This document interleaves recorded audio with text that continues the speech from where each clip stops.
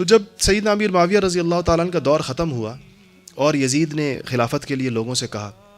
تو یہ پیغام خانوادہ رسول تک بھی پہنچا کہ آپ بیعت کریں، اور اس کی کوئی شہرت اور ریپوٹیشن اچھی نہیں تھی، اور یقیناً جو اس کی شہرت کی بنیاد پر سیدنا حسین رضی اللہ تعالیٰ عنہ اس کو خلافت کا مستحق نہیں سمجھتے تھے یا بیعت کے لیے اس کے لیے تیار نہیں ہوئے۔ ادھر سے لوگوں نے بھی لکھ لکھ کر بھیجنا شروع کر دیا اہل عراق نے کہ جی آپ اس صورتحال میں ہماری نگاہیں آپ کی جانب جاتی ہیں، آپ رسول اللہ کی اولاد ہیں، مسلمانوں کے اجتماعی امور میں آپ سے زیادہ کون ان کا نگہبان ہو سکتا ہے۔ تو خط لکھنا شروع کیا کہ آپ آئیں اور آپ آ کر یہاں اصلاح احوال فرمائیں۔ تو آپ نے اب خود جانے کی بجائے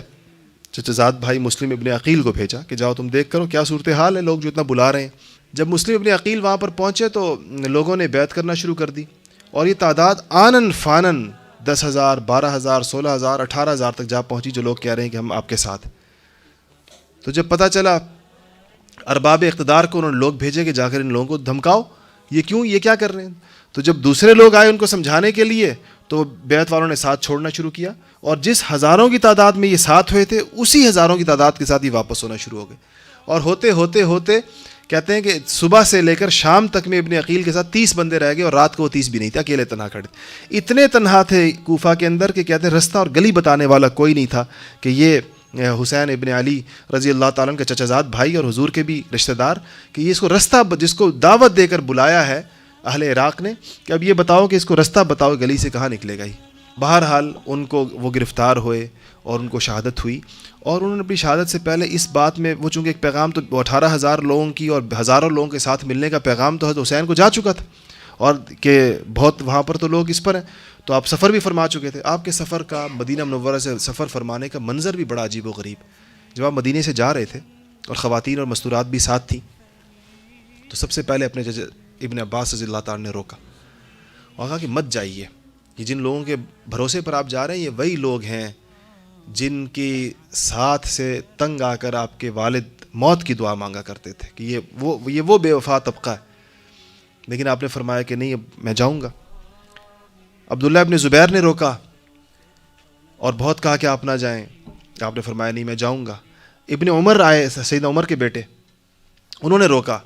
فرمایا کہ آپ مت جائیں، اور میں ان کا نہیں، میں جاؤں گا۔ تو ابن عمر آپ کو گلے سے لگایا اور داڑھی پر ہاتھ پھیرا اور رو پڑے، بہت رو کر کہا کہ ایک شہید کو میں رخصت کرتا ہوں۔ کہا کہ مجھے یہ پتہ تھا کہ اب یہ اس طرح پھر ابن عباس نے کہا کہ خواتین کو نہ ساتھ لے کر جائیں، اس پر بھی وہ بھی سیدنا حسین رضی اللہ تعالیٰ پر کیفیت طاری تھی، آپ چلے۔ رستے میں یہ پیغام آ گیا کہ مسلم ابن عقیل کے ساتھ کیا ہوا، اور سارا قصہ پتہ تھا، مگر اس تصویر استقامت نے اس پر اپنا معاملہ رکھا نہیں کہ یہ صورتحال ہے کہ پھر بھی میں سفر جاری رکھوں۔ فرزدق ایک بہت مشہور عربی کا شاعر ہے، فرزدق، وہ رستے میں ملا، تو آپ نے اس سے پوچھا کیا حال ہے اہل عراق کا، تو فرمایا ان کے دل آپ کے ساتھ اور تلواریں آپ کے دشمنوں کے ساتھ ہیں۔ عجیب ایک جملے میں اسے تعبیر کی کہ یہ وہ لوگ ہیں دل آپ کے ساتھ ہیں لیکن تلواریں آپ کے دشمنوں کے ساتھ ہیں، مطلب یہ کہ وہ آپ کے خلاف، اس سے اندازہ لگائے نہیں، وہ حق پر حسین ہی کو سمجھتے ہیں مگر استقامت نہیں ہے۔ بڑی عجیب بے بسی کی تصویر تھی۔ اس طرف خواتین ہیں اور وہ نہیں چاہتے کہ ان کی بے پردگی ہو، ادھر شیرخوار بچے ہیں اور پھر جوان ہیں سارے کے سارے، اور یہ رسول اللہ کی اولاد ہے ساری کی ساری، اور ایک کے بعد ایک گرا ہے، ایک کے بعد ایک گرتا ہے۔ خیموں کی طرف کوئی بندہ جاتا نظر آتا ہے تو حضرت حسین نے ایک موقع پر یہ جو حر جو دوسرے لشکر سے ادھر آیا نا، وہ ایک عجیب دہائی دی سیدنا حسین نے کہ آج کوئی نہیں ہے جو رسول اللہ کی اولاد کا ساتھ دے۔ یہ کہا تو اس پر ایک ادھر سے ایک لشکری حر کے نام سے تھا، وہ اٹھا اور اس نے اسی وقت ادھر سے نکل کر ادھر آ گیا، کہا کہ میں آج ادھر اس امید پر آ رہا ہوں کہ شاید بروز قیامت آپ کے نانا کی شفاعت ہو جائے، کی شفاعت نصیب ہو جائے، اس امید پر آج آپ کے ساتھ۔ تو جب وہ ادھر آئے، وہ بھی شہید ہوئے، سیدنا حسین بھی شہید ہوئے، علی اکبر بھی شہید ہوئے۔ میں نے اس طرح عرض کیا کہ 6 بھائی ہیں حسین کے، 2 بیٹے، 3 بھتیجے، حسن کے بیٹے، جعفر طیار کے بیٹے، عقیل کے بیٹے، پوتے، یہ سب اس میں شہید ہوئے، جن 20-22 افراد تو خود خانوادہ رسالت کے لوگ ہیں اور باقی دوسرے ساتھی ساتھ تھے۔ تو جب ان کا سر کاٹ دیا